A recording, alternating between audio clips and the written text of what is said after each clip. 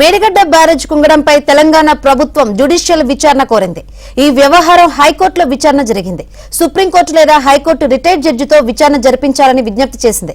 కాళేశ్వరం ప్రాజెక్టుపై ఇప్పటికే విజిలెన్స్ ఎంక్వైరీకి ఆదేశించినట్లు న్యాయస్థానానికి తెలిపింది ప్రభుత్వం. విజిలెన్స్ రిపోర్టు తర్వాత ఇంజనీర్లను విధుల నుంచి తొలగించామని వెల్లడించింది. ఫైనల్ రిపోర్టు వచ్చాక మేడిగడ్డ బ్యారేజ్ కుంగడానికి కారణమైన అధికారులపై చర్యలు తీసుకుంటామని తెలిపింది.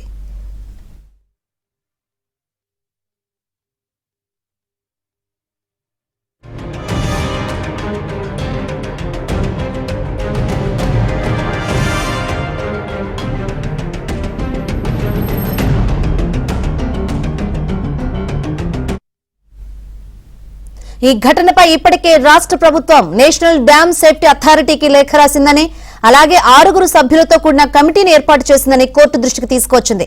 సెంట్రల్ వాటర్ కమిషన్ ఇంప్లీట్ చేయాలని పిటిషనర్కు హైకోర్టు ఆదేశాలు జారీ చేసిందని వెల్లడించింది. తదుపరి విచారణ 4 వారాలకు వాయిదా వేసింది హైకోర్టు.